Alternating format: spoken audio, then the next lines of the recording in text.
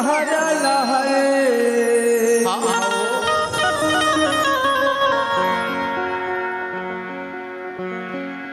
आगे दिसंबर गुरु के जयंती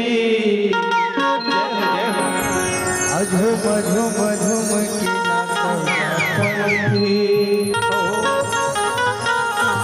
झुम झुम झुम के नाचो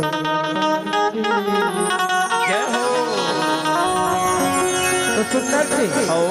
बाबा गुरु घासीदास जी के अग्रम शतधारी गुरु अमरदास बाबा जी प्रकट विराजमान हो गए है ना तो सुंदर से वहाँ छठी चौहर मंगल में का बजे थे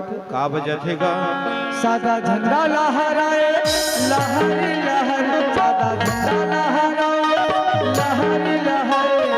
आगे सुगर है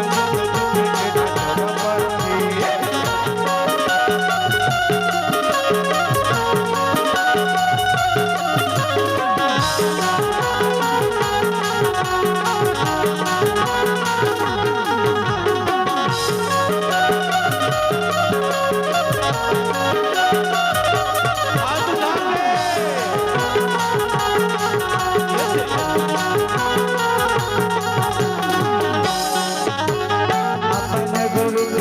पूजा कर वो से देखा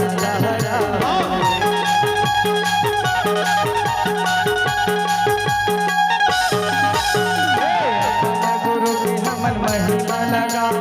धर्म धर्म का दिया सजा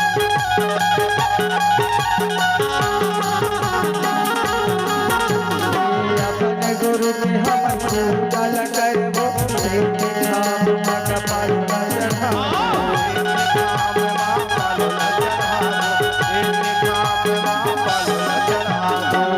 भैया दिया न जला सत्य नाम के जयकार बोला